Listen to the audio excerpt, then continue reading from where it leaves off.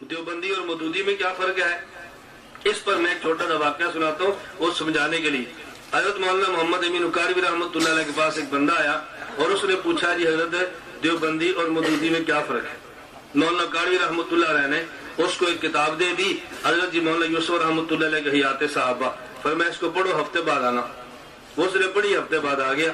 اور جب آیا ہفتے بعد حضرت نے پھر اس کو خلافت ملوکیہ دے دی، فرمایا ایک ہفتہ یہ پڑھو پھر میرے پاس آنا۔ وہ آ گیا تو فرمایا بتاؤ دونوں کتابوں میں کیا فرق ہے؟ حیات و صحابہ حضرت جی مولانا یوسف رحمۃ اللہ علیہ اور خلافت ملوکیت مودودی اور دونوں میں کیا فرق ہے؟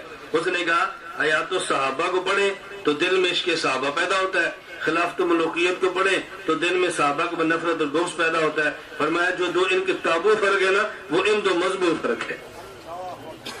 دیوبند کے پاس اور صحابہ کا عشق ملتا ہے، مودودیت کے پاس اور صحابہ کی نفرت ملتی ہے، بس یہ دیوبندی اور مودودی میں فرق ہے۔ اس سے سال فرق میں کیا بتا سکتا ہوں؟